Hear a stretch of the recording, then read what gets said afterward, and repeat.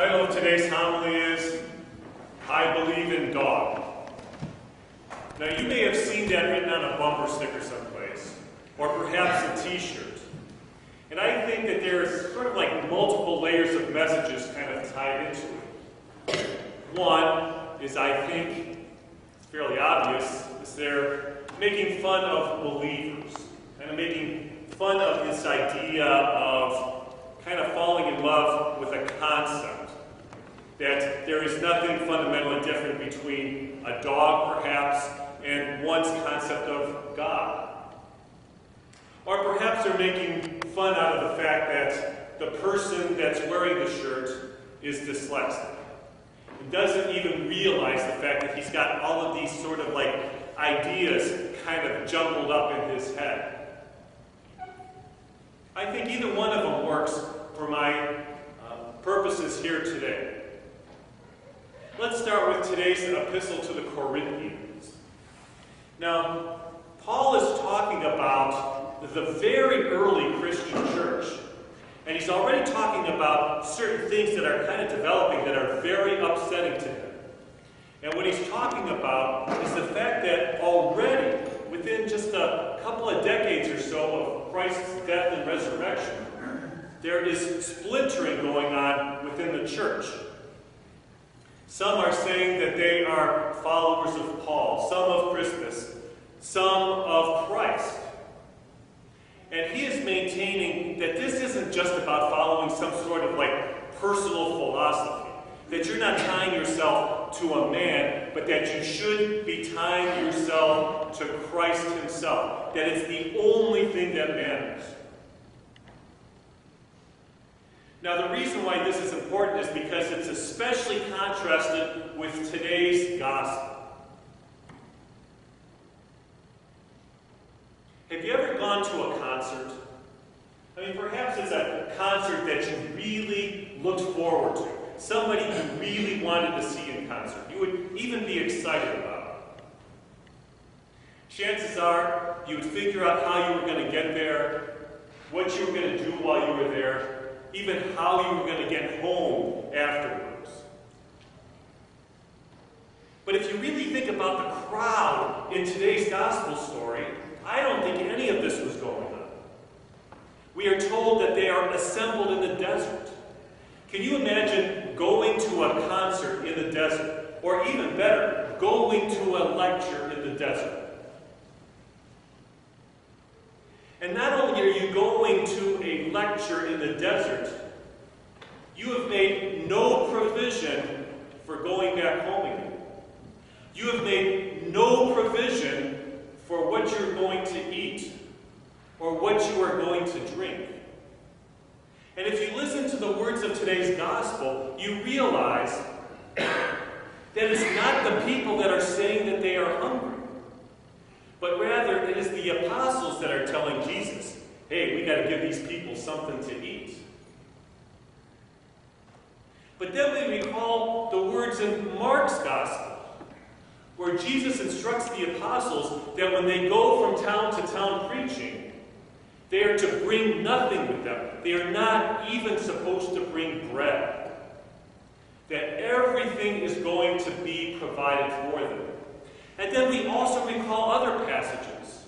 We recall the stories of Jesus calling himself the living spring of water, and whoever drinks of this water will never thirst again.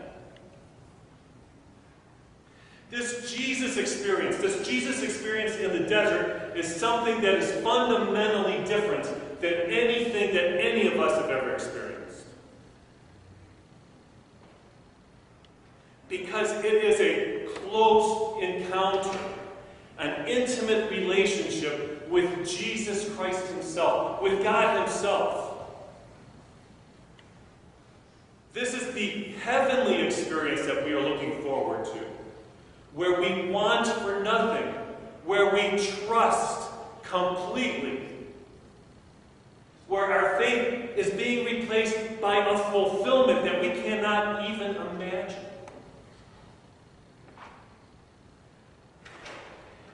This gospel also portrays to us the very sacramental symbolism that we tie into bread itself, and the importance of bread to the Jewish people, to us.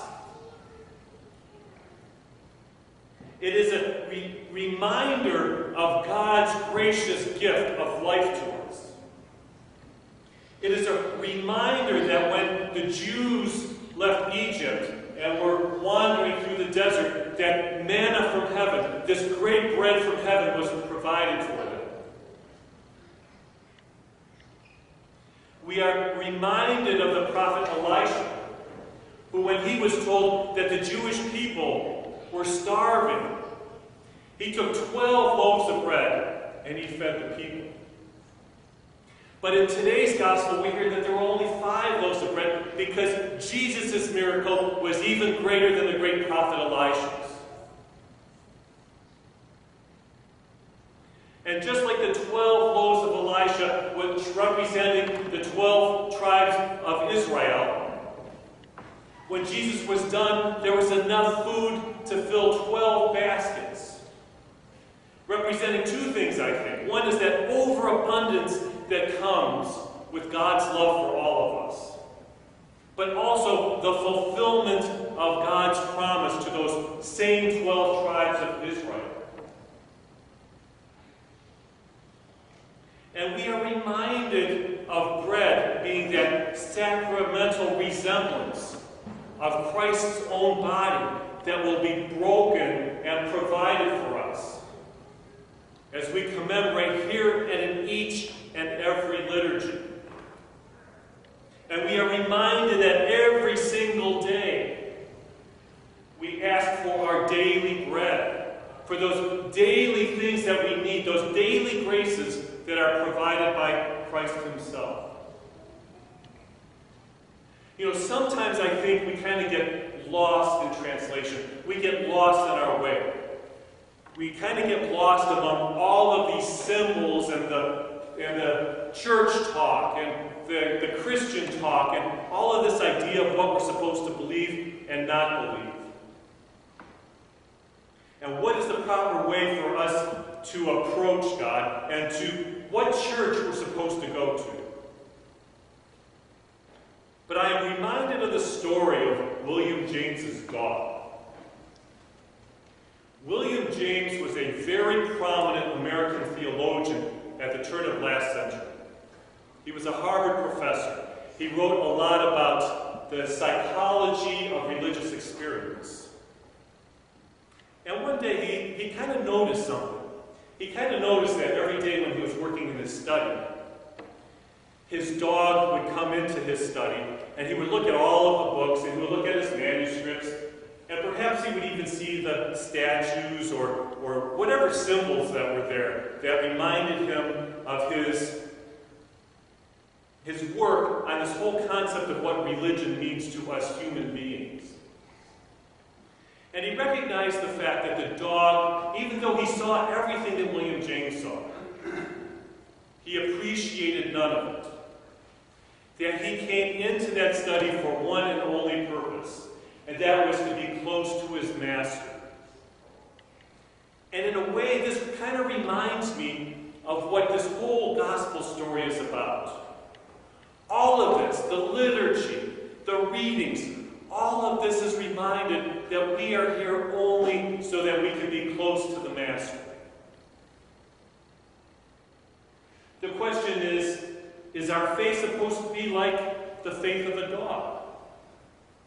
But once again, we can turn to the symbolism of bread itself, and we realize that it is not, that we are promised something even greater. Because within that symbolism of bread, we take the fruit of the earth, and then with human hands we create something that is different and unique, and that we are going to offer back to God himself, and he's going to give it back to us as the body and blood of his Son, Jesus Christ.